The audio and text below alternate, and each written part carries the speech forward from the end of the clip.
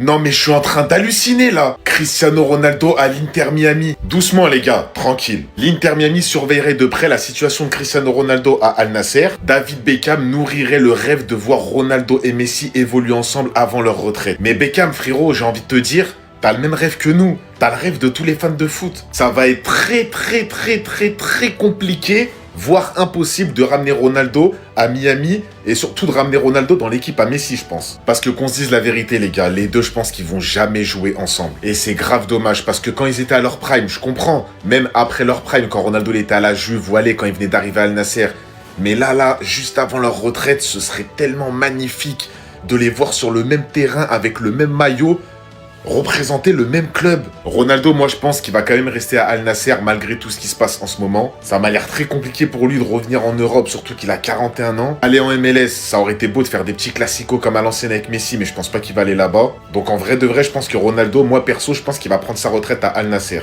Mais après vraiment, ça aurait été tellement incroyable. L'Inter Miami, arrêtez de surveiller. Arrêtez de surveiller parce que moi, ça me hype en vrai. Hein. Messi et Cristiano dans la même équipe, ça me hype. Mais parce que je suis du bon côté. Parce que Messi va montrer au monde entier en 4K qu'il est bien meilleur que Cristiano. Pour les Pro CR7, c'est pas un bon deal. C'est pas un bon deal. Cristiano reste à Al Nasser, je te jure, comme ça, il pourrait être dans le déni. Parce que là, si t'es dans la même équipe que Messi, ils pourront plus être dans le déni. Et oui, parce que la plupart d'entre vous, vous êtes en train de dormir paisiblement sur vos deux oreilles, mais Lionel Messi, lui, non, il en a rien à faire de ça. Il fait son comeback 2026, une journée au boulot, ça fait 2-2, il fait un but, une passe décisive, et regardez encore la gueule du but. Crochet, crochet, petit filet. En fait, il sait pas mettre des buts faciles, c'est ça son problème à ce mec.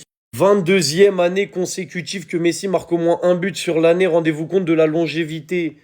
L'homme avec le plus de passes décisives de l'histoire fait des stats qui sont quasiment inatteignables en termes de buts aussi. Et après, vous venez me dire que c'est pas le meilleur joueur de l'histoire, mais s'il vous plaît, réveillez-vous. Juste mettez le réveil, rentrez dans votre match. De toute façon, vous avez encore plus que quelques mois de déni.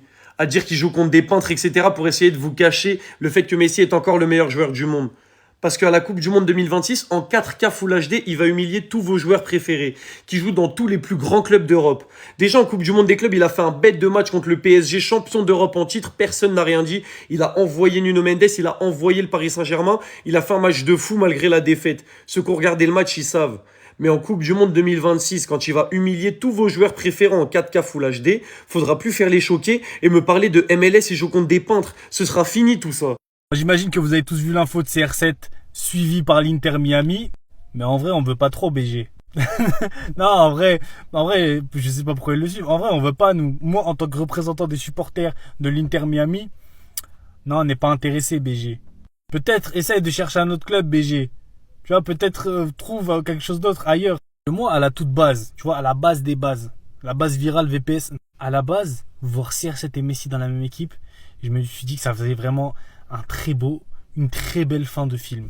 Voilà, ça aurait été exceptionnel avec la rivalité qu'il y a eu, tous les débats qu'il y a eu, les statistiques à foison, etc. Ils finissent leur carrière dans la même équipe. C'est une masterclass. Le problème, c'est qu'il y a de ça, allez, je vais être très gentil, 3 ans, 4 ans, ouais, je sais pas, on va dire 3 ans, allez, on va dire 3 ans, on va être gentil. L'homme qui est derrière moi est devenu complètement fou. Alors voilà, il n'a pas été diagnostiqué hystérique ou quoi, je sais pas, mais en tout cas, il a des symptômes de folie clairs qu'on voit dans son jeu, qu'on voit dans ses vidéos, qu'on voit dans ses attitudes, qui fait que je ne veux plus.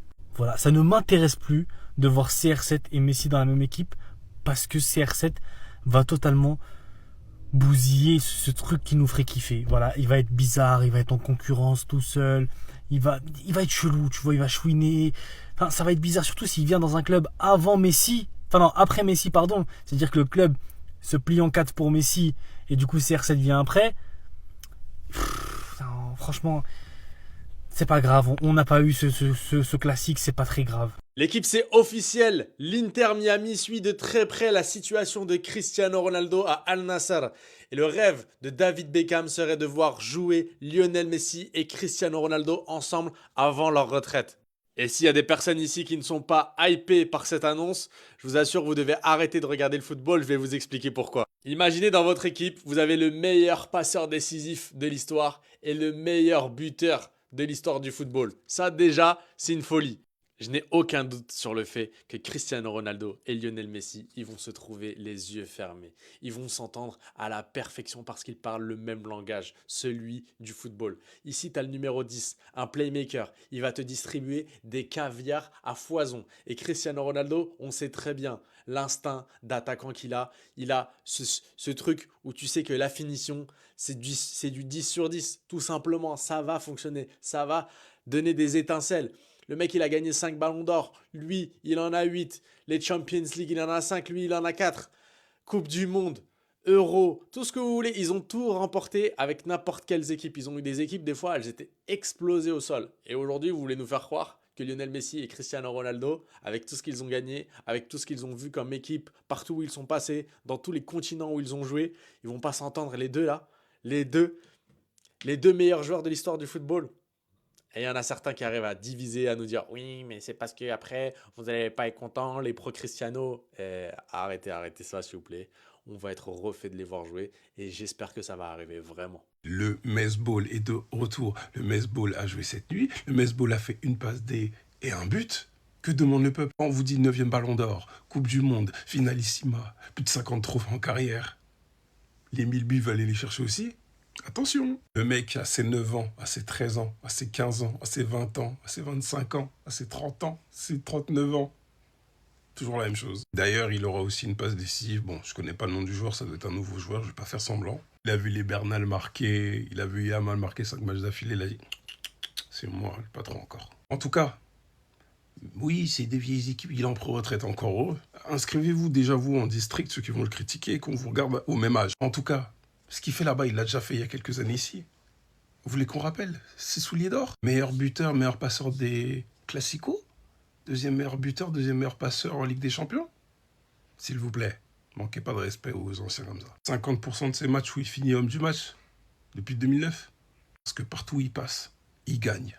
Il gagne, il gagne. Le joueur le plus titré, collectivement, individuellement. Et c'est pas fini. Même s'il a terminé le jeu, je pense qu'il continuera quand même jusqu'en 2028. Et là, il mettra un point final.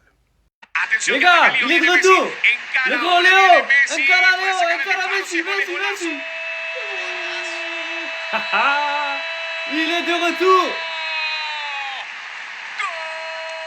Mais que dire wow. Les gars, le grand Léo est de retour sur les terrains. Quel bonheur. Il y a du soleil, regardez. Waouh. Retour de Messi sur les terrains face à une équipe qui s'appelle Barcelone, mais c'est pas le vrai Barça, c'est en Équateur. Bien évidemment, buteur, passeur, logique. Acclamé de tout le monde, bien évidemment, dans un stade rempli par 52 000 personnes. Bien évidemment, il a fait glisser des gens. Et comme vous avez pu le voir sur son but, il a fait du Messi. Conduite de balle dans l'axe, il touche la balle 50 000 fois sur 5 mètres. Dernier moment, crochet extérieur. Dernier moment, clac, clac, un double contact avec un seul pied. Il frappe, il marque, c'est facile, c'est Messi. Alors oui, c'est un match amical, vous allez me dire, contre une équipe d'Équateur. Mais en fait, cet argument, il n'est pas valable. Parce qu'en fait, le but qu'il a mis contre Barcelone d'Équateur cette nuit, c'est un but qu'il a déjà mis plein de fois en Europe contre les plus grands clubs. Messi ne meurt pas. Sur le terrain, Messi ne meurt pas. Messi reste Messi. Le football peut retrouver son sourire. Léo Messi est de retour. Vous êtes pas au courant, mais il a remis les crampons ce soir. Lionel Messi a joué au football cette nuit. Et je vais vous dire pire, il a marqué contre Barcelone. Il a osé marquer contre nous. Ah, du calme, je rigole. Il a marqué contre Barcelone, mais il a pas marqué contre le FC Barcelone, le Barça. D'ailleurs, les gars, encore un but incroyable. Il prend le ballon juste ici. Il va avancer jusqu'aux défenseurs. Il va leur mettre tous un crochet pour se décaler sur son pied fort, le pied gauche. Et là, qu'est-ce qui se passe? Boum! Frappe de Messi, but. Et je vous jure, j'ai l'impression, ça fait une éternité qu'on l'a pas vu sur un terrain de football. En fait, ça se voit clairement que la MLS, il y a largement moins de matchs qu'en Arabie Saoudite, qu'en Europe. J'ai l'impression qu'il avait pas joué depuis une pige, les gars, depuis un an. Ça fait plaisir là, juste avant la Coupe du Monde 2026. On va voir Messi enchaîner les matchs pour pouvoir se mettre en forme. Mais moi, je repense à un truc. Et je vous jure, il y en a en 2015-2016. Il me disait droit dans les yeux, ouais, Messi, quand il va vieillir, Messi en fin de carrière, ce sera plus autant impressionnant parce qu'il a pas de cardio. Mais je leur disais, mais le mec, il a pas de cardio, d'accord. Mais ce qu'il a dans les pieds, tu peux pas l'enlever. Et ça, on le voit à tous les matchs. Le talent continue à parler. Messi, sur un terrain de football, même à 45 ans, il fera des miracles, je vous le dis. On vient de vivre un match qui va rentrer dans la légende de Première Ligue. Les Manchester City-Liverpool, ils regardent droit dans les yeux les Real-Barça. Je suis pas ouvert au débat. Première mi-temps, il n'y a pas grand chose à se mettre sous la dent. On va pas se mentir, on était déçus. Mais la deuxième mi-temps, Konaté, regardez sa réaction. Là, vous vous dites peut-être qu'il a fait une erreur. Non, il est juste choqué. Choqué par le coup franc, le coup de patte de Szoboszlai. Erreur de Donnarumma. Comment Szoboszlai? Il est à cette distance. On sait, Arsenal, tu mets que 2 joueurs dans le mur. C'est pas possible. Il a tiré son coup franc, la balle, elle est allée au West Afrique et après elle est allée au sud du Maghreb. C'est une dinguerie. Lucas Szoboszlai qui célèbre. Et là, on se dit, Manchester City est à 9 points d'Arsenal. Le titre est quasiment plié. Bernardo Silva qui part à la limite du hors-jeu et qui couvre Szoboszlai. Il est passé de héros à vilain. Bernardo Silva qui égalise, un but partout, on est à la 83e minute et là la fin de match elle est épique. Alisson qui sort brutalement. Franchement au début je disais il n'y avait pas penalty et pour moi c'est quand même assez dur de siffler un penalty dans ces circonstances. Moi je pense que Arsenal n'aurait pas donné le penalty mais comme c'est Manchester City ils l'ont donné. Je vais rien dire mais il y a penalty. Erling Haaland qui enlève son maillot, qui marque son penalty, il sauve son match parce qu'il a été complètement invisible depuis quelques mois. Ses matchs sont sauvés par des penalties. Là, les 2 derniers buts qu'il a mis, c'est des penalties sur les 12 derniers matchs. Et là, c'est la folie, City s'envole. Et on a l'arrêt de l'année. Donnarumma qui nous sort une parade venue d'ailleurs. C'est une dinguerie sa parade. Et ça aussi, c'est un arrêt légendaire. Parce que là, il permet à Manchester City de rester dans la course au titre. On finit par ce jeu de passe-passe. Alisson qui était parti mettre la tête sur corner. Contre-attaque. Szoboszlai qui tire d'abord le maillot d'Haaland. Haaland vient lui tirer le maillot. Et la balle rentre. On pense avoir marqué le but du 3-1. Mais l'arbitre revient sur sa décision. Carton rouge pour Dominique Szoboszlai. Non mais ce match était fou, était dingue. Franchement je suis déçu de la fin. Mais bon, on sait les Gunners. On pourra compter que sur nous pour avoir le titre. On a besoin de personne.